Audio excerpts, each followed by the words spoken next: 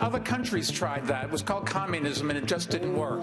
I think he's gotten away with for years saying that he's a socialist. He's actually not a socialist, he's a Marxist. This is Marxism, and Marxism is based on the belief that no person has any value as an individual, that your value is that you're a member of a class. The happiest person right now, it's about 1:15 Moscow time. This thing is going very well for Vladimir Putin, I promise you. Bernie Sanders.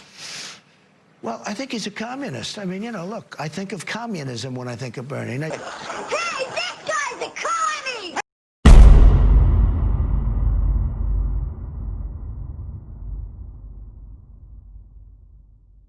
Bernie Sanders. Few politicians have sparked so much contempt from both sides of the aisle as the independent senator from Vermont. Riding a platform of wealth redistribution to address extreme wealth inequality, Medicare for all, and raising the minimum wage. To name a few, many have attacked him for being too radical or a socialist, while some have even gone as far as calling him a communist. There seems to be a lot of misinformation flying around about this subject. Sanders has defended himself from these claims by saying that those who make these accusations don't know what communism really is. And obviously I am not a communist, that I presume the president knows the difference. Maybe he doesn't. This misinformation was weaponized by both the Republicans and establishment Democrats. To figure this out, we must first look at what communism actually is and if it matches Sanders' policies. This is outlined in Karl Marx's The Communist Manifesto. It details the elements of communism, which in a nutshell is the idea that a perfect utopian society can exist by removing social classes and put all citizens on equal footing and allow the people to own the means of production as a whole. Individual property is eliminated. It includes 3 phases to replace the government and maintain the society, as well as the 10 essential tenets of communism. But before that, let's take another look at Marco Rubio's explanation and see if we can find where he got that definition. Of course, little Marco would have seen his obvious error if he would actually pick up a goddamn book and read. Moving on, the manifesto lays out 3 phases a civilization should take if they wish to install a communist system. Phase 1. Overthrow of government. Marx believed that the only way to ensure the new government would take hold is that the entire government must be destroyed. One real-world example of this was Fidel Castro's overthrow of Cuba. Castro led a violent revolution known as the 26th of July movement. They were able to overthrow the dictatorship of Fulgencio Batista, who was forced out of the country. The revolution cost thousands of lives and displaced even more people who refused to live in a communist country. If Bernie Sanders had won the Democratic nomination and won the presidency in November, it would not be an overthrow of the government but part of the democratic process. Sanders has made no mention of completely destroying the American government. In fact, he has defended against changing the number of seats in the Supreme Court and defended the filibuster. There is just no evidence to suggest that Sanders would destroy the American government when he has defended the process his whole career. Sanders has been on the front lines of defending voting rights and protecting the U.S. elections from foreign interference. This just does not conform to Phase 1 of the Communist Manifesto. Phase 2. Once the government has been overthrown, a leader is put in place. This leader must gain control over all the citizens. This includes education, religion, employment, marriage, and other personal choices. An example of this was Joseph Stalin. Stalin used cruelty and murder to gain control of his citizens, executing any who dared resist his rule. When it comes to complete control of citizens, Sanders has made no such policy to make anyone believe this to be true. For instance, Sanders is Jewish. He has made no claims that he wants everyone in the country to be Jewish or any other faith for that matter. He has fought for religious freedoms for all faiths. Sanders has advocated for marriage equality for decades. 30, 40 years ago, there weren't people standing up to support the LGBT community. Bernie Sanders was one of the very few, and it meant all the world to us. Solve the real problems of real people.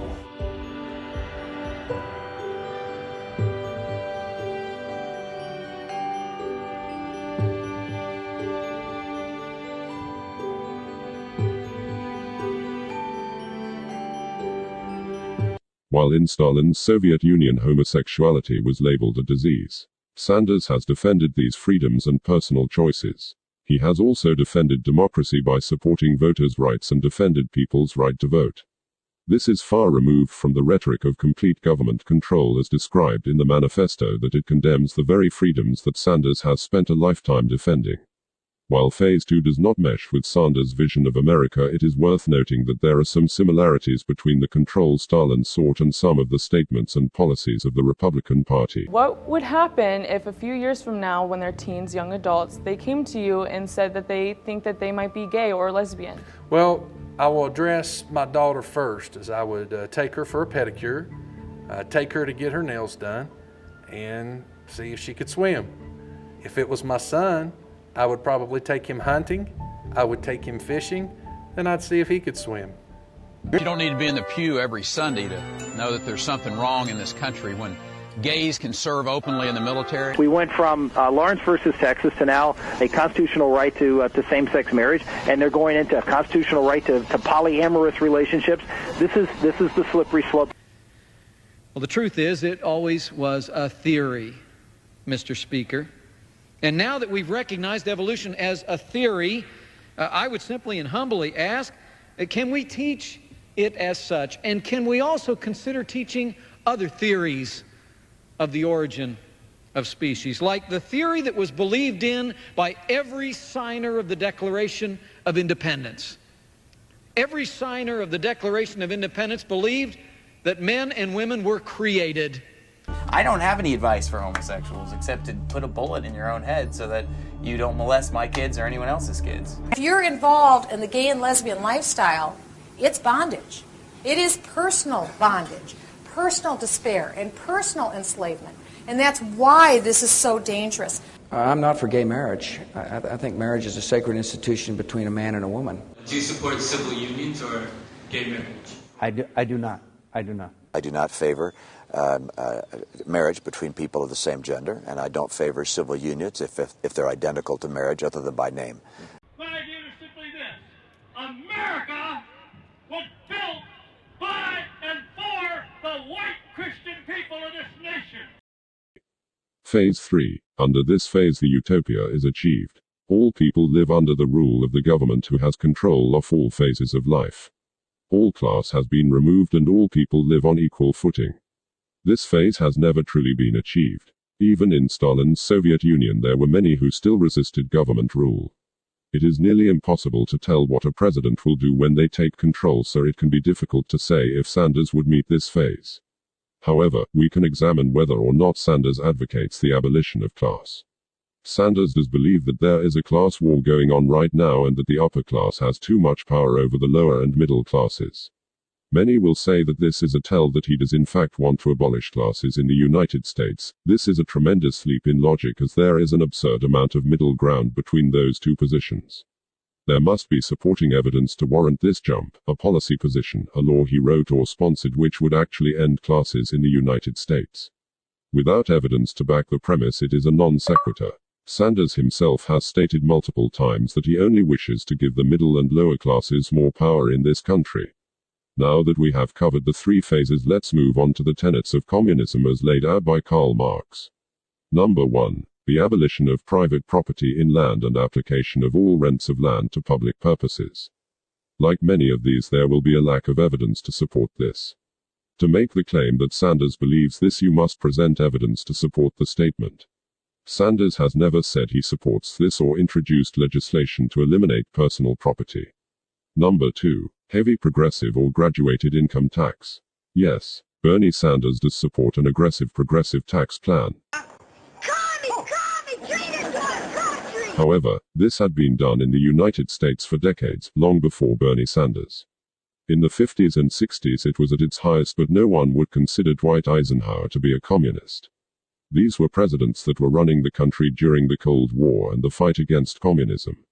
While it may be a tenet of communism, it is not the be-all end-all of communism, as countries all over the world have similar tax structures. However, this is one tenet that Sanders and the United States do meet. Number 3. Abolition of all rights of inheritance. Sanders has advocated for the taxation of some inheritance. Marx states that nothing can pass to the ownership of individuals except individual means of consumption. This means that wealth or property cannot be passed from generation to generation. This is not the same as taxing that exchange. To abolish this, Sanders would have to make inheritance illegal, not taxed. Number 4. Confiscation of the property of all emigrants and rebels. This tenet means that the people would assume control of all private companies or property and is more in place to prevent a counter-revolution and maintain public ownership. This tenet can only be tested if he assumes power. However, there is no reason to assume he would do this. What Sanders has proposed is that employees be allowed to own a portion of the company and be allowed to have a voice on any boards that the company has. This does not mean that company will be confiscated for public ownership. If Bernie Sanders was elected, the Waltons would still own Walmart, Jeff Bezos would still own Amazon, Elon Musk would still own Tesla. Number 5. Centralized credit in the hands of the state by means of a national bank with state capital and an exclusive monopoly. This means that the government would control banking and that capital, currency, would be in control of the state, and that no other forms of currency would be allowed. Sanders has advocated for bank regulations, but this would be to ensure the banks are not leading the economy to another crash. The Soviet Union controlled the banks by only allowing one bank to operate. This was called the Gosbank, and it was the only one allowed to operate within the Soviet Union. Sanders has not introduced legislation to limit the banks into a single operating bank that is another arm of the government. Furthermore, Sanders has stated that Bitcoin should be considered legal currency. This would not be under control of the US and would be another legal tender allowed in the United States. This is a direct contradiction of this point. Number 6. Centralization of the means of communication and transport in the hands of the states. This means that control of these organizations would fall under a single entity. This tenet again has no supporting evidence. While Sanders does advocate for increasing regulations on these companies, the organizations will still be controlled from within. Airlines and cell phone providers will still be able to hire and fire employees, set wages and hours, and control all the day-to-day operations. Regulations are not a means to completely control an organization. It is used to prevent unnecessary death and damages. Given the recent Boeing crashes, the need for these regulations should be highlighted. Furthermore, what Karl Marx advocated was that all these entities will be a government-controlled program such as NASA or the military. Sanders has made no policy proposals that would even suggest this is part of his agenda.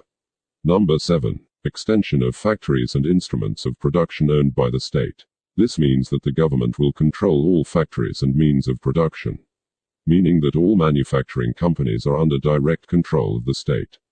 This is again assuming that regulations mean government control. Much like the above tenet, the privately owned companies will still control the day-to-day of the company and what it produces, and regulations are just guidelines for companies to follow to produce the product in a safe manner that ensures the people of this country are safe from any hazards that the production might create. Only a portion of those profits will go to the government instead of all of it. Number 8. Equal liability of all to work. Establishment of industrial armies, especially for agriculture. Sanders has advocated that everyone in this country be entitled to a good-paying job. He states that everyone who wants to work and can work should be able to get a good-paying job. In communism, this means everyone works, those who don't work don't eat. This is a direct contradiction of points. While communism leaves behind those who can't work, Sanders offers programs that help those who cannot. Number 9. Combination of agriculture with manufacturing industries. Gradual abolition of all the distinction between town and country by a more equitable distribution of the populace over the country. Marx saw a difference between those who worked in cities and those who worked in rural areas. He saw this as an issue and believed that it could create division between the two. To resolve this issue, he believed that the number of people living in one area should be reduced over time and some industries should be moved to rural areas to increase the amount of people living there. Over time, this would even out the amount of people living in certain areas so that no one area became overpopulated. This is again an issue where there is no evidence to suggest Sanders would consider doing this. Large cities are typically left-leaning. Spreading this out would put him and his party at a political disadvantage by moving people out of the areas that have given them the most success. Number 10. Free education for all children in public schools and abolition of child factories. Combination of education with industrial production. This means that the government controls education and incorporates it with industrial production, meaning that children will learn how to work and produce in a chosen field. Sanders has advocated for free public education from pre-K to college. The United States has offered free public education since 1852. In a communist country, private schools would not be allowed as it would allow for a non-government controlled education. Bernie Sanders has stated that he would support a ban on for-profit charter school as well as a ban on any government funding going to a private school. Neither of this is an abolishment of private non-government education, directly contradicting the tenet. Another common attack on him is that he went to Russia on his honeymoon, during the height of the Cold War. While it is true that Bernie did go to Russia after he married his current wife Jane, this was not for a honeymoon. Multiple stories were printed on this event in local papers. Sanders went to Russia shortly after his wedding to establish a sister city in Russia. Sanders and his wife took their real honeymoon a year later. It is also worth noting that the decision to make Yaroslavl the sister city was not Sanders' idea. Furthermore, the claim this happened at the height of the Cold War is really up to interpretation. The Cold War ended in 1991 and the visit happened in 1988, long after much more tense times. You would be hard-pressed to find any historian that would suggest the height of the Cold War was in 1988. Most would say the Cuban Missile Crisis was the height of the standoff, which happened in 1962. Another criticism for Sanders is that he has praised dictators in the past. However, when you watch the videos, it is clear he is only praising a single policy or accomplishment that helped the greater good. In Cuba, he praised a system put in place that taught children to read. And as a result, Cuba saw a drop in child illiteracy. Not everything is always black and white, not everything is either all good or all bad. This is a textbook black and white fallacy. People make mistakes and those mistakes should not determine the type of person they are. Someone can be a good person and do a bad thing, and a bad person can still do good things. Does this mean that Sanders believes that Fidel Castro is a good person for introducing a program that taught kids to read? No, it means he liked the program. Joseph Stalin was instrumental in defeating the Nazis. Does this mean that Stalin is a good person? No, Stalin executed hundreds of thousands of people when he came to power. But that doesn't mean that his contributions to World War II should not be commended. This argument that praising an individual part of a system of government is an endorsement of that system is a fallacious way of thinking called a fallacy of division. It states that the error happens when someone assumes that if it's true of the whole, then it's true of the parts. In layman's terms, this means that it is fallacious to assume that if the whole is bad or good, then all the parts as well are bad or good. Assuming that all the parts of a person or system of government is bad because the system or leader is bad is an example of this fallacy. Donald Trump is pure concentrated stupid, but that doesn't mean that the entire country he runs is also pure concentrated stupid. In conclusion, after looking at the claims and the evidence, it is clear that while Sanders does share a few vague similarities with communism, that does not make him a communist. Sanders has many policy proposals that contradict the tenets of communism, more so than he does ones that follow. Not everything should be looked at so black and white. People in general have a tendency to look at things as either all good or all bad. There can be no in-between or middle ground. While bad people should be condemned for the evil they have brought to this world, it would be irresponsible and illogical to say that everything they did was bad. For instance, the highway was a Nazi Germany idea. If you reject one tenet of a failed system just because it is part of that system, you could be missing out on something good. Life isn't black and white, context matters. When it comes to politics, there is nothing saying that you cannot take parts that work from multiple systems of government. If something works, there is no reason to avoid it because it is a part of a system that didn't work. You wouldn't throw out a car because it has a flat tire. Bernie takes ideas from around the world that have been shown to work. Democratic socialism is flourishing all over the world. In ratings of quality of life and happiness, all of the top 10 countries on these categories have strong socialist programs in place. Avoiding these programs because they are communism is just straight dumb and also blatantly false. Thank you for watching. Until next time, Hail Sagan.